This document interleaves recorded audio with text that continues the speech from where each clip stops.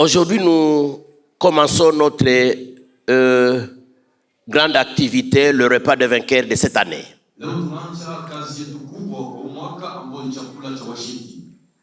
C'est une activité que nous avons chaque année. Et nous louons le Seigneur de nous avoir donné cette opportunité que nous ayons encore notre repas avant la fête de cette année. Nous remercions le Seigneur et nous bénissons les amis, l'équipe de notre jeunesse qui a préparé ce repas. Sans doute, ça, c'était pas facile. Et il fallait qu'il y ait déjà qui prie pour ça. Il fallait déjà qu'ils donnent ce qu'ils ont dans leur poche. Et nous continuons à avoir des gens qui vont prier pour que nous ayons une bonne effet. Parce qu'on dit que la fait justifie le moyen. Nous voulons que les 7 jours que nous serons ici, que ce soit pour nous un moment de bénédiction. Que le Seigneur restaure ce qui était déjà abîmé. Chers amis, c'est un grand message. Et je vais parler à quelqu'un qui est ici cet après-midi. Ne vous comportez pas comme si vous n'êtes pas concerné. Quand nous arrivons dans une telle activité, il y a ceux qui pensent que moi en tout cas, ça ne me concerne pas. Parce que je crois que je suis OK. Et s'il en est ainsi, je vous supplie de revenir sur votre état initial. Et vous verrez que réellement, il y a quelque chose à réparer.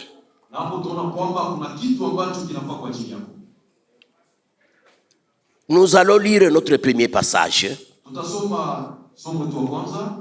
Non, je n'ai pas l'habitude de commencer par des présentations. Je m'appelle tel, je suis comme ça, comme ça.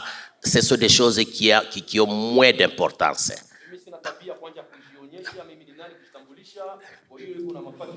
Ce n'est pas une façon de critiquer les amis ou les serviteurs qui font cela. Ils parlent de leur mariage, des enfants, de quoi je suis quoi. Non. Je ne le critique pas.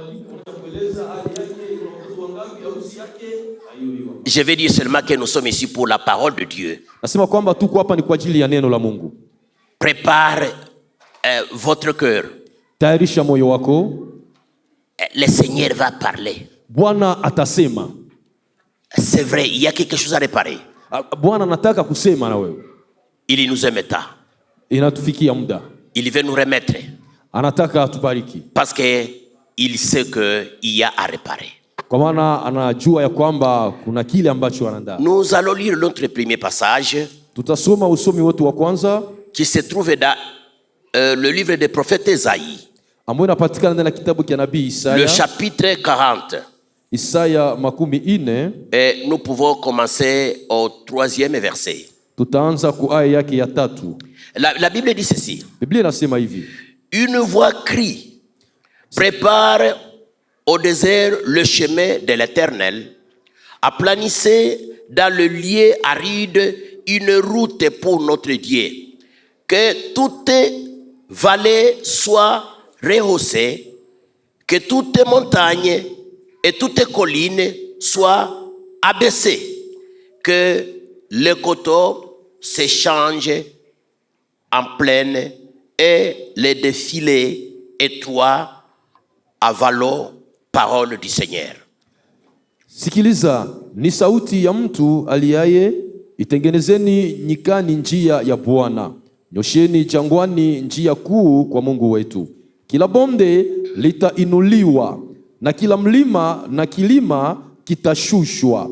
Palipo potoka patakuwa pamenyoka, na palipo paruza patasawazishwa. Neno la Bwana. Amen. Amen. Le thème de notre repas de vainqueur s'intitule Kiini ya hii chakula tu cha washindi nasema restauration de l'église. yani kurejeshwa upya kwa kanisa. Et dans ce thème, il y a deux mots. Yani kuna maneno mawili. Il y a le mot qui vient du verbe restaurer. Kuna neno linakuja kwa tendo kurekebisha. Restauration, c'est l'action. Yani kurekebisha ni tendo. Et l'action, c'est restaurer. Na tendo ni kurekebishwa. Et puis le deuxième mot, c'est l'église. Neno la pili ni kanisa. Quand nous parlons de la restauration de l'église, tunaposema juu ya kurejeshwa upya kanisa, cela veut dire ile ni kusema qu'il doit y avoir quelque part où l'église a été endommagée. Yani inamaanisha kuna mali ambapo kanisa ilipatwa na shida. Alors le Seigneur veut réparer là où il y a eu le dommage. Yani inataka kutengeneza mali ambapo mambo yaliharibika.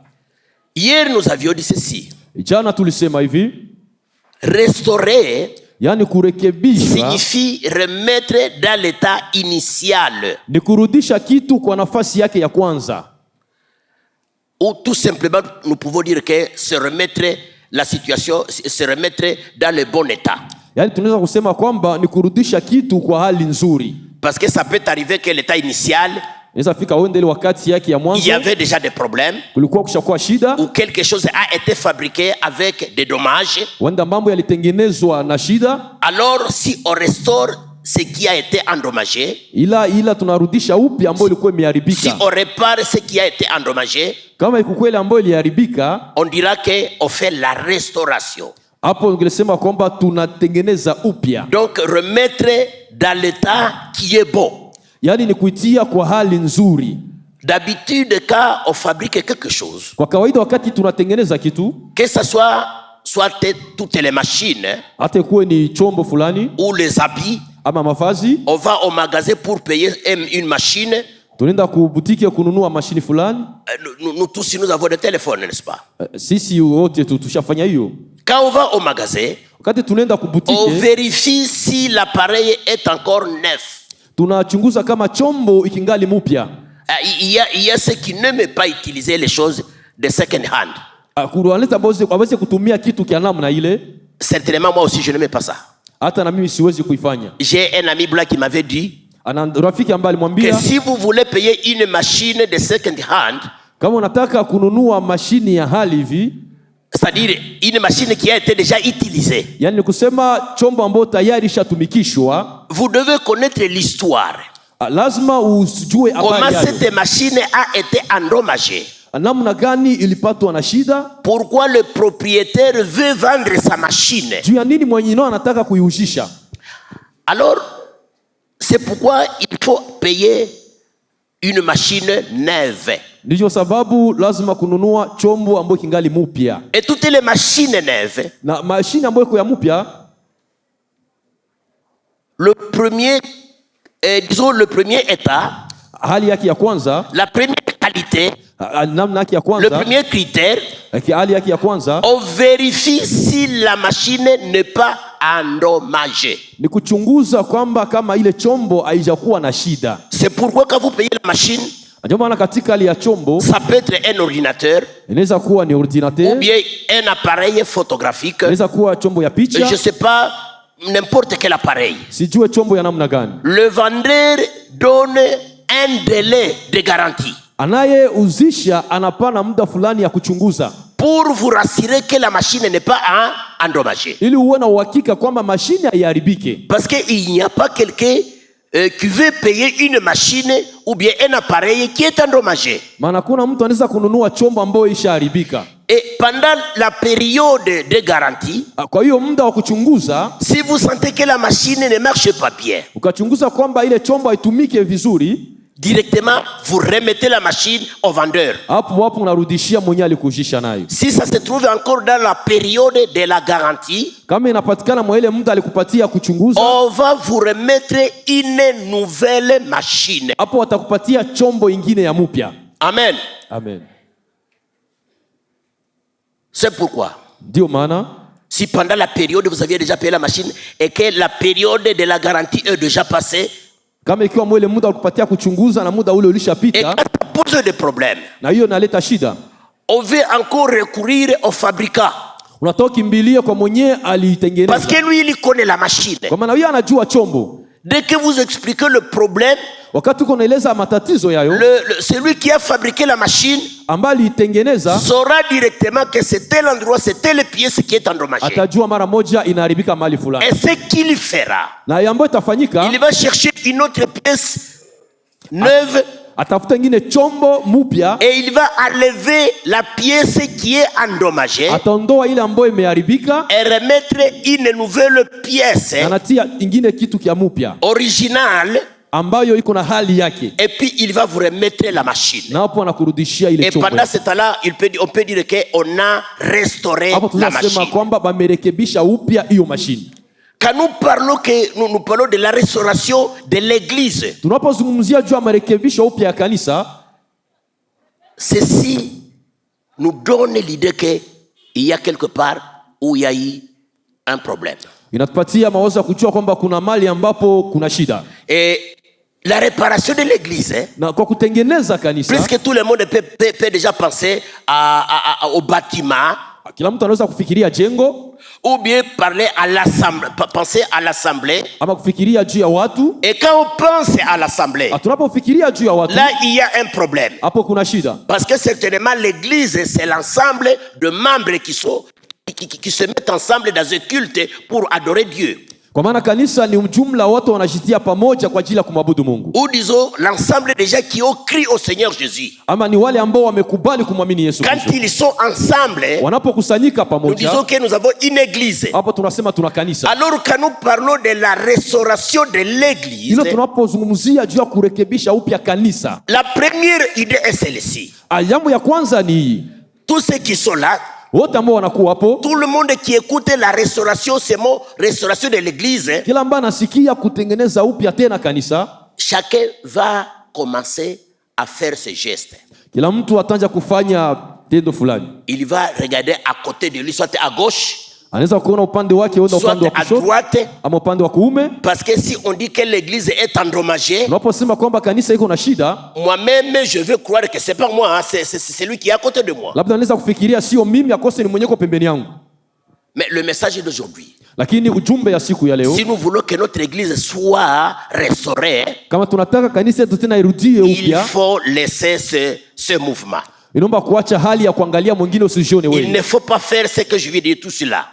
Usifanye hivi tumeongea hapa. Au lieu de regarder à gauche, à droite, Kuliko uangalie kuume kushoto, moi je dois me regarder, je dois faire un regard dans mon cœur. lazima mimi kwanza nijiangalie ndani ya moyo wangu. Vous aussi, Na nyinyi hivyo hivyo, chacun qui est parmi nous, kila mtu ambaye yuko katikati yetu il faut qu'il fasse l'examen seul dans son cœur. lazima achunguze moyo wake, Il faut qu'il fasse le travail dans son cœur. labda ajitumike ndani ya moyo C'est wake. là seulement où nous pouvons avoir une église qui est restaurée. Hiyo sio kusema kwamba tuna kanisa ambalo umerekebishwa upya. La restauration de l'église commence par moi. Kutengeneza upya kanisa inaanzia kwangu. Et j'aimerais que vous aussi vous disiez, ça commence par qui? Ningetaka nao sema inaanza na mimi. Ça commence par qui? Sema inaanza na nani? Mais il y a des gens qui ne me suivent pas. Kuna wenyewe wako La wanafuata. question est celle-ci. Nasema hivi, Quand nous parlons de la restauration de l'église, tunaposema kurudisha upya kanisa, est-ce que ça commence à la personne qui est à côté de vous? ila iko kuwasa kwa mtu yuko ngambo yako? Oui ou non?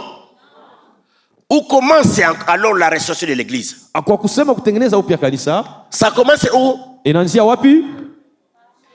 Et c'est ça le grand message dans cette activité. Na hiyo ndio ujumbe yetu ndani ya kazi. Nous voulons qu'à la fin de notre activité le dimanche, Tunataka mwisho ya hii kazi yetu ya siku que ya Jumapili, chacun de nous se retrouve que oui, le Seigneur m'a touché. kila mtu ajikute ya kwamba kweli Bwana amenigusa. Il a réparé là où il y avait des dégâts. Ilitengeneza tena hali yangu. Il a restauré encore mon âme. Alitengeneza upya tena nafsi yangu. Il a restauré ma vie. Alitengeneza upya maisha yangu. Amen. Amen. Alors ici nous voyons une prophétie. Hapa tunaona unabii. C'est que le passage que nous venons de lire ici, Ujumbe tunatoka kusoma hapa c'est une prophétie donnée par Esaïe. ni ujumbe umepewa kwa Israeli. qu'il y a une voix, kama kuna sauti, ou bien il y aura une voix ama kutakuwa sauti qui va retentir ou bien qui va se faire sentir dans le désert. ambayo itasikilika nyikani. Et que va dire cette voix? Na ile sauti itasema nini? La Bible dit que Biblia inasema hivi: préparez au désert le chemin de l'Éternel. Mtengeneze njia ya Bwana. Aplanissez dans le lieu aride une route pour notre Dieu. Nyosheni jangwani njia kuu. Que toute vallée soit exaucée. Kila bonde litainuliwa. Et il y a une version qui dit ceci: Kuna ile ambayo nasema hivi: que toutes les vallées soient remplies. Yani kila bonde yote ijae.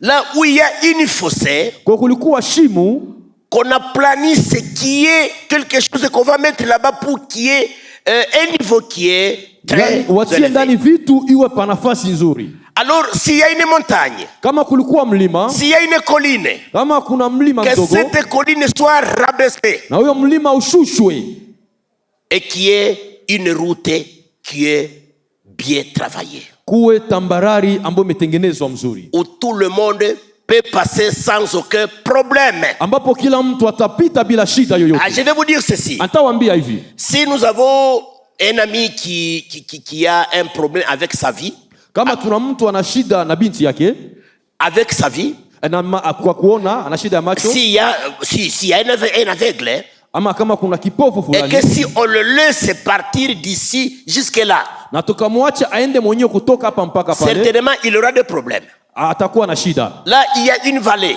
Hapo kule kuna bonde, ici c'est comme c'est une colline. hapa ni kama vile mlima. Traverser et marcher jusque là, Kutoka hapa afikie kule, ça va poser un problème. itamletea shida. Mais si la colline est aplanie Ikiwa kama pale kunakuwa et tambarari que la vallée est élevée, na ule shimu umepanua, tout le monde va passer sans aucun problème. na mtu atapita bila shida. Même un petit bébé, Hata mtoto mdogo, même un petit garçon, hata kijana mdogo, même un enfant, hata ou mtoto, une vieille femme, hata mzee mwanamke, ou un vieux papa, hata baba mzee, il va marcher atatembea sans aucun problème. bila shida yoyote. Parce que l'étendue est bien aplanie. Kwa maana hiyo nafasi ni tambarari. Et c'est ça que dit la voix qui retentit dans le désert. Hiyo ndio sauti ambayo Je vais imesikika reprendre nyikani. ce passage. Nataka kurudia hii ujumbe. La Bible dit ceci: Biblia inasema hivi: une voix crie, sikilizeni sauti ya mtu, préparez au désert le chemin de l'Éternel. tengezeni nyikani njia ya Bwana, Aplanissez dans les lieux arides une route pour notre Dieu. nyosheni jangwani njia kuu kwa Mungu wetu. Et puis là, Esaïe la prophétie de ceci, Hapa ujumbe unasema hivi: le travail qu'on va faire, kazi ambayo itafanyika, il dit que anasema toute vallée soit exaucée. kila bonde yote ipandishwe. La version que j'ai ici, en tout cas, ça ne me donne pas un bon sens. Hein. Ailete hali yake mzuri. Je ne sais pas s'il y a un ami qui a une autre version. Si kama uko kuna nyingine tafsiri. Bon, les jeunes gens, souvent, ils n'arrivent plus avec des Bibles. Hein. Kuna kumbe nafika na Biblia yangu. Mais s'il pouvait y avoir quelqu'un qui a une autre version, Kama kuna mtu ambaye kuna vous nyingine, trouverez qu'ici, il va dire que les vallées soient remplies, hapa watasema kwamba hiyo shimu ijawe, que les fossés soient remplis. ile shimu iweze kujaa. Amen. Amen. Ça, c'est un travail. Hiyo ni kazi. C'est-à-dire, vous voulez faire une bonne route, Alisema unataka kufanya safari mzuri, vous voulez faire un bon chemin unataka kufanya njia nzuri où tout le monde peut marcher sans aucun problème. ambapo kila mtu atatembea bila shida. S'il y a des endroits là où il y a deux vallées, Kama kuna mahali ambapo kuna shimu, s'il y a des endroits là où il y a deux vallées, kama kuna mahali kuna kuwa shimu, là maintenant il faut qu'on y mette soit un camion de pierre ou d'argile pour essayer de lever le niveau qui est très bas. itaomba pale kuwekwa hata kamionete ya majiwe ipainue pakuwe kwa hali mzuri. Et alors s'il y a une colline, Ama kuna mlima fulani ou bien une montagne, ama mlima, on doit rabaisser ce niveau wataishusha et on va trouver un niveau qui est plat. na tutapata hali ambayo inanyoka. Et là tout le monde peut marcher sans aucun problème. Na kwa kila mtu anaweza kupita bila shida.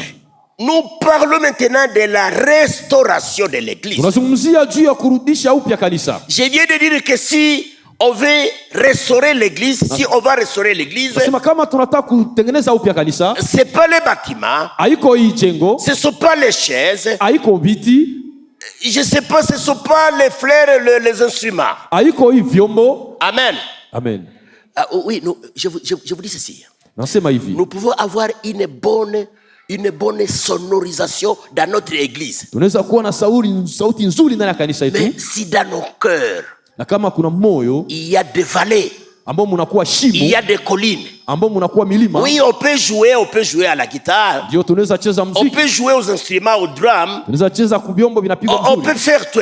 Tunaweza fanya yote. Mais lakini il y aura toujours des problèmes. Kutakuwa tu shida. Il y aura toujours des problèmes. Kutakuwa tu shida.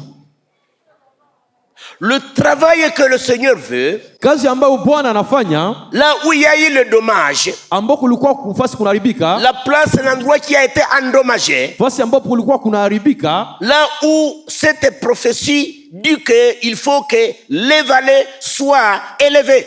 Kwenye unabii nasema kwamba hiyo shimo ipandishwe. Ce sont nos cœurs. Hiyo ni mioyo zetu.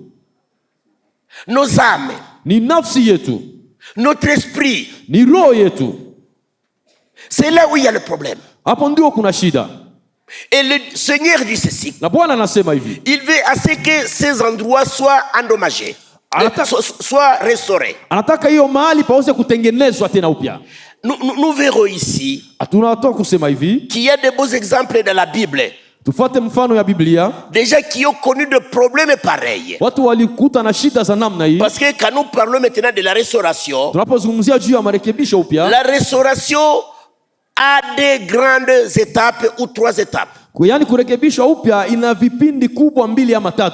Et là je veux à ce que nous lisions dans Néhémie. Hapo ningetaka tusome ndani ya Nehemia. Néhémie le chapitre 2. Nehemia sura 2. Le verset, nous commençons au verset 13. Nehemia 2 tunaanza 13. S'il peut y avoir un ami qui a sa Bible avec lui, il peut nous aider à lire ce passage. Ambaye kuna Bible anaweza kutusemea ili wa. J'ai dit Néhémie. Nasema Nehemia. Il y a là, je ne sais pas s'il y a quelqu'un qui ne sait pas là où est Néhémie. Si kama huko mwenye amepata Nehemia. Néhémie chapitre 2 verset 13 à 15. Nehemia 2:13 na 14. Il y a quelqu'un qui peut nous aider à lire ce passage. Kuna mwenye shapata hiyo andiko? Néhémie 2, ouais. 13 à 15. Ouais. Je sortis de nuit par la porte de la vallée et je me dirigeais contre la source du dragon et vers la porte du fumier, considérant les murailles en ruine de Jérusalem et réfléchissant à ces portes consumées par le feu. Je passais près de la porte de la source et de l'étang du roi, et il n'y avait point de place par où pût passer la bête qui était sous moi. Je montais de nuit par le torrent et je considérais encore la muraille, puis je rentrais par la porte de la vallée et je fus ainsi de retour. Parole du Seigneur. Ok, 13 et 15. 13:15. Nikatoka nje usiku kwa njia ya lango la bondeni. Nikashika njia iendayo kisima cha joka na lango la jaa. Nikajitazama kuta za Yerusalemu zilizokuwa zimebomoka na malango yake yameteketezwa kwa moto. 15. Kisha nikapanda usiku kando ya kijito, nikautazama ukuta. Kisha nikarudi nyuma, nikaingia kwa lango la bondeni, nikarejea hivyo. Neno la Bwana. Amen. Je vais ajouter le verset 17. Nataongezea 17. Je leur dis alors, vous voyez le malheur état où nous sommes, Jérusalem est détruite et ses portes sont consumées par le feu. Venez, rebâtissons la muraille de Jérusalem et nous ne serons plus dans la l'opprobre. Je leur racontais comment la bonne main de mon Dieu avait été sur moi. Je m'arrête là-bas. Et le passage est là, le 17e hiyo ya verset. 17 Ça dit très bien. hiyo nasema C'est vizuri. Néhémie qui va donner le rapport. Ni Nehemia Je ndio viens analeta de vous dire habari que pour restaurer quelque chose, kwa kusema kurekebisha upya kitu pour fulani, restaurer nos âmes, kutengeneza upya le mioyo zetu, premier travail kazi ya kwanza d'identifier là où est le dégât. ni kutambua mahali ambapo kunakuwa shida, Identifier l'endroit qui a été endommagé. yaani kutambua mahali ambapo paliharibika. Amen. Amen. Amen. Amen. Si nous voulons que Dieu nous remette dans notre état initial, Kwa tunataka Mungu aturejeshe mahali yetu ya kwanza, si nous voulons que nous soyons restaurés, kama tunataka turekebishwe upya, si nous voulons que nous soyons restaurés, kama tunataka tutengenezwe nous upya, devons commencer à identifier tutaanza kwanza kutambua là où il y a eu le dégât, mahali ambapo kunakuwa shida, l'endroit qui a été endommagé. mahali ambapo paliharibika. Et ici, c'est Néhémie, nous avons l'histoire de Néhémie. Ni hapo ndipo tuna habari za Nehemia. Néhémie, un juif, Nehemia ambaye ni Myahudi, un hébreu qui était en exil. alikuwa mwinchi ya utumwa. Il a été emporté là-bas avec les autres juifs. Kula alipelekwa na wengine Wayahudi. Et on va lui faire l'information que Jérusalem est détruite. Na wakampasha habari ya kwamba Yerusalema imeharibika, Les murailles sont endommagées. na milango yote yamebomoka. Il a prié Dieu. Akamuomba Mungu. Il a dit, Seigneur, Alisema, Bwana, sauve-nous de cette honte. utuokoe na hii aibu. La Bible dit qu'il a gêné. Biblia inasema alifunga, Puis il est parti à Jérusalem. akaenda Yerusalemu. Arrivé à Jérusalem, Kwa kufika Yerusalemu, le tout premier travail qu'il avait fait, kazi ya kwanza ambayo alifanya, il est parti pendant la nuit. alienda wakati wa usiku, Et il est allé faire une enquête. na alienda kuchunguza hali. Il est allé visiter la muraille qui était détruite. Alienda kutembelea ile mlango ambazo zilibomoka, Et il a su que c'est quoi? Il y a un trou, ici il y a un trou, ici il y a un dégât. na kagundua mahali hapa kuna shimu, mahali hapa kuna shida. Après avoir connu les endroits qui étaient endommagés, Akisha kuelewa fasi ambapo kulikuwa kumeharibika, c'est ainsi maintenant qu'il a trouvé les anciens qui étaient là. ni hapo ndipo akakutana wazee ambao walikuwa mahali. Et c'est là où nous lisons le verset 17. Hapo ndipo tunasoma ile ya 17. La Bible dit que je leur dis alors.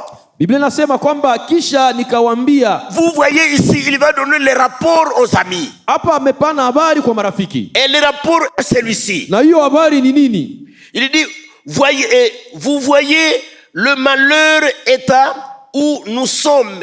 Jérusalem est détruite. Asemwangalia namna gani ubaya unatufikia, Yerusalema imebomolewa. Il commence à donner le premier rapport, le premier endroit. Ces portes sont consumées par le feu. Akanja kuonesha mahali ambapo nafasi ya kwanza kumeribika ni milango yote imelungula kwa moto. Venez, rebâtissons la muraille. Mukia tena tuijenge upya. Il parlait de la porte. Alizungumzia milango. Il parle de muraille. Akasema juu ya Et kibambazi. il va donner un bon rapport. Na akapana habari nzuri. Ça, c'est un exemple qui est clair. Hiyo ni mfano iko wazi. Si nous voulons que Dieu nous restaure, Ukitaka Bwana turudishe upya muhali, si vous voulez que Dieu vous restaure, ukitaka Bwana kutengeneze tena upya, si je veux à ce que Dieu me restaure, labda kwanza utake wewe si mwenyewe, nous voulons à ce que notre église soit restaurée, taka kanisa letu tengenezwe tena upya. le tout premier travail, Kazi ya kwanza c'est l'identification de dégâts. ni kutambua mali ambapo kumeharibika. Nous devons voir comment est l'état de notre âme et de notre esprit. Lazima kuangalia hali kwanza ya moyo wetu. Ne faites pas le message à une autre personne. Ujumbe usipatie mtu mwingine, C'est votre message. ni ujumbe wako. Parce que j'ai dit que la restauration de l'église commence par moi-même. Et chacun va dire, ça commence par moi-même. Nimesema kwamba kurekebishwa kwenye kanisa inaanzia kwanza kwangu. Kila mtu anasema mimi peke. Quand nous traversons une crise dans une église, Tunapopitia kipindi mgumu ndani ya kanisa, ou bien dans notre église, ama ndani ya kanisa yetu, nous avions déjà été à beaucoup de réunions. atushaingia ndani ya vikao mingi mingi. Même pendant ce temps, nous sommes à la fin de l'année. Hapa tunakuwa mwisho wa mwaka, Nous aurons des moments d'évaluation. tutakuwa na kipindi ya kuchunguza mambo. Et vous verrez que chacun va commencer à dire ceci. Utaona kwamba kila mtu ataanza kusema hivi. Hii kanisa ilishaharibika, batu habaku yake. Il va dire que batu habaku yake. Au lieu de dire que mimi siku yake, il dira que batu habaku yake. Les gens, qu'est-ce que vous faites? Nous devons identifier. Si chacun identifiait le dégât, si chacun parlait de ses défauts, réellement nous allons restaurer notre église. Kila mtu akichunguza hali yake, kila mtu akiona ubaya inakuwa ndani yake, shida ndani yake, kwa kweli tutatengeneza upya tena kanisa letu. Nous voyons que Néhémie avait commencé par là. Il fallait qu'il identifie d'abord tous les endroits là où il y avait de dégâts. Toutes les places qui étaient endommagées. La porte était brûlée. Et la muraille avait plusieurs trous. Si nous pouvons lire tous les textes, vous pouvez même compter les endroits qu'il a identifiés. Chers sœurs, chers frères, nous sommes dans cette activité et le Saint-Esprit a bien révélé le thème de cette activité. Restauration de l'église. Si nous voulons restaurer notre église, chacun doit faire l'autopsie de soi-même. Il faut que chacun fasse l'examen dans son cœur, qu'il identifie ses faiblesses. Et pour terminer, nous allons lire le passage dans l'évangile de Luc.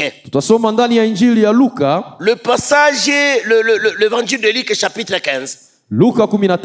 Est-ce que la sœur peut nous aider encore à lire ce passage? Parce qu'aujourd'hui, nous allons terminer tout juste à 17h. Luc 15. Chapitre 17. Luc chapitre 15, verset 17 à 18.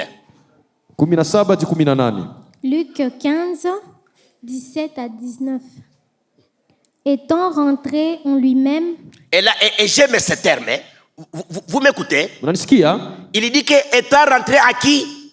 À lui-même. Étant rentré en lui-même, il se dit: combien de mercenaires chez mon père ont du pain en abondance, et moi ici je meurs de faim. Je me leverai, j'irai vers mon père, et je lui dirai: mon père, j'ai péché contre le ciel et contre toi. Je ne suis plus digne d'être appelé ton fils. Traite-moi comme l'un de tes mercenaires. Parole du Seigneur. Amen. Amen. Amen. Amen. Merci beaucoup. Merci beaucoup, servante de Dieu. Asante. Nous avons un exemple qui est clair. Nous parlons de la restauration de l'église. J'ai dit que l'église, nous ne devons pas voir l'assemblée. Nous ne devons pas voir celui qui est à côté de toi ou bien de ton frère ou bien de ta sœur. Mais plutôt faites l'examen à vous-même. C'est là où il y a le problème. C'est là où il y aura la restauration. Nous avons l'histoire de l'enfant prodigue ici. Un enfant qui était aimé par son père. Et un jour, il a dit à son père: fais-moi mon héritage. Fais-moi ma part. Et comme le père l'aimait, il lui a donné sa part. La Bible dit qu'il est parti avec toute la richesse qui l'appartenait. Au lieu qu'il aille faire des activités qui sont rentables, mais la Bible nous dit qu'il a gaspillé tout. Dans la débauche. Il a fait n'importe quoi. Et à un moment donné, il s'est retrouvé malheureux. Il n'avait plus rien. Et jusqu'à ce qu'il est devenu quelqu'un qui garde les cochons. Et c'est par là où il se nourrissait. Mais quand il a vu qu'il est devenu malheureux, pour qu'il restaure sa vie, il fallait qu'il identifie le problème. Le passage dit ceci. Il a dit à lui-même, étant rentré à lui-même. Cela veut dire que il a fait son examen seul. Il n'a pas voulu poser ou bien donner le problème ou bien la cause du problème à une autre personne. Hakutaka apatie mtu mwingine kiini ya shida yake. Il a su que c'est lui. Ilijua kwamba ni yeye peke ndio Il n'a shida. pas accusé les prostituées. Akustaki wale makahaba. Il n'a pas accusé les amis qui étaient à côté de lui. Akustaki marafiki Mais yake. il a dit lui-même. Lakini akasema yeye Et mwenyewe. puis il a dit que non. Akasema hapana. Il s'est dit combien de mercenaires. Il a commencé à faire l'examen. Akanja kujiswali yeye peke. Et après, Baadaye. donc le premier pas, Hatua ya kwanza, si nous voulons restaurer la situation, ukitaka kutengeneza upya hali, c'est faire l'examen de soi-même. yani ni kujichunguza wewe mwenyewe. Ne regardez pas à côté. Usione ngambo na Si nous ngambo. voulons restaurer notre église, Ukitaka kanisa letu litengenezwe upya, il y a des gens qui disent bon, ce sont les évangélistes, hein, kuna wale wanasema wale ni wahubiri ce wako. sont les diacres, hein, Wale ni mashemasi ndio wanaleta ce sont shida. les anciens, Wale ni wazee ya ce kanisa. sont les mamans. Wale ni wamama ndio wenye shida. Si nous disons cela, nous n'allons pas réussir à restaurer, à avoir la restauration de notre église. Tukiongea yale yote hautafikia mkutengeneza upya kanisa. Mais il veut à ce que chacun de nous dise ceci. Nataka kwamba kila mmoja wetu aseme hivi. Moi, Mie. c'est ça qu'avait fait cet ami. Ndio huyo mrafiki alifanya. Et puis il a dit que il a identifié qu'il a tout gâché seul. Na alielewa kwamba yeye ndio aliharibisha kila kitu yeye Il peke. n'a pas voulu jeter le problème à une autre personne. Hakutaka asukumie shida yake mtu mwingine. Mais il a dit c'est moi. Akasema ni mimi. Après avoir su que c'était lui qui avait posé Kisha le kugundua problème, kwamba ni yeye ndio mwenye il a shida, dit il va faire le deuxième acte. akafanya tendo ya pili. C'est faire l'inverse de ce qu'il avait commis. Ni kwenda kinyume ile ambayo alitenda. Parce qu'avant, il avait quitté la maison Mbele de son atoke père. nyumbani, Il est allé loin de son père. alienda mbali na baba yake. Et après maintenant, Baadaye sasa, après avoir identifié le problème, kisha kugundua shida, il allait dans ce sens.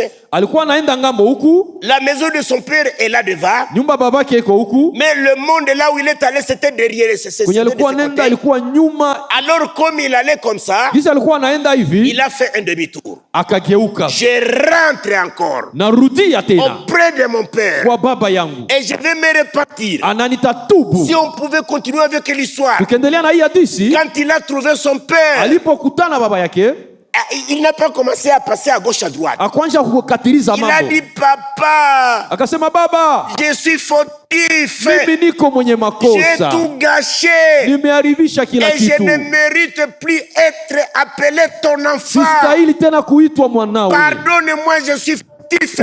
Unisamee, niko wa makosa. Et puis écoutez, Sikiliza, et il s'est sanctionné lui-même. ye peke akajipatia malipizi, Il s'est donné la punition qu'il lui mérite. akajipatia malipizi ambaye namfaa. Il a dit ceci: Alisema hivi, je ne veux plus même être parmi tes enfants. sitaki tena nikuwa miongoni mwa watoto Je wako, te demande seulement que je sois parmi tes na travailleurs. kwamba tu jambo moja, nikuwa miongoni mwa watumishi Que wako. j'ai la grâce seulement d'être à côté de toi. Anataka tu niwe pembeni yako. Amen. Amen. Vous voulez être restauré? Unataka urudishwe upya? Regarde dans ton cœur. Angalia ndani ya moyo wako. Que tu arrives devant le Seigneur. Unafika mbele ya Bwana Que tu parles à Dieu. na useme na Bwana, Papa, Baba, je suis fautif. niko wa makosa, Je suis pécheur. niko mwenye dhambi, Mon état est sale. hali yangu iko chafu, Que tu me laves. Et unisafishe. c'est ainsi que ce fils avait dit. Ni hapo ndipo huyo mtoto alisema, Il avait dit que je ne mérite plus être appelé ton enfant. alisema sistahili tena kuitwa mtoto wako. Amen. Amen. Le père, le papa Baba a dit mon enfant. kasema, mtoto wangu, Oh là là, ma joie est que je viens de te retrouver. furaha yangu kwamba mimi nakupata tena, Ma joie est que tu viens de rentrer. furaha yangu tena umerudia, Ma joie est que tu viens de confesser. furaha yangu tena umetubu. Il l'a embrassé. Akamkumbatia, Il a appelé les serviteurs. akaita watumishi, Amène-les dans le salle de bain. mwende mumuogeshe, Qu'il se lave. wakamnawisha, Cherchez une belle robe tafutie kanzu nzuri et de bonnes chaussures. na viato vizuri, Un beau parfum. ampi marashi Et mazuri, puis on va préparer une fête. na tufanye karamu, On va louer Dieu. tutamtukuza On va Bwana, manger. On tutakula, va appeler les amis. Tutaita Et marafiki. nous allons nous réjouir. Tutafurahi Parce que pamoja. l'enfant est retrouvé. kwa maana mtoto amepatikana. Amen. Amena. Voilà comment on ressort l'église. Ona namna ngizi wanarejesha upya Chacun kanisa. de nous doit identifier ses faiblesses. Mmoja wetu lazima agundue udhaifu wake. Chacun de nous doit se repentir. Kila mtu lazima atubu. Nous avions lu le passage d'Ésaïe. Tulisoma ujumbe wa Isaya.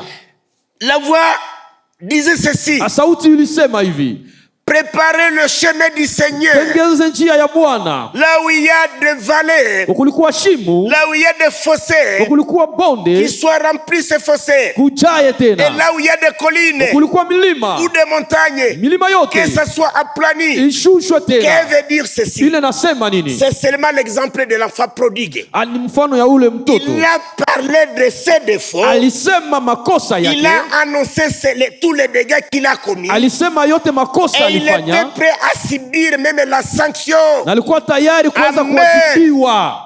C'est de cette façon-là qu'on fait la restauration. Ndiyo namna ndivyo tunatengeneza tena upya. Amen. Amen. Mais nous allons terminer. Tunaenda kumaliza. Aujourd'hui, c'est le début.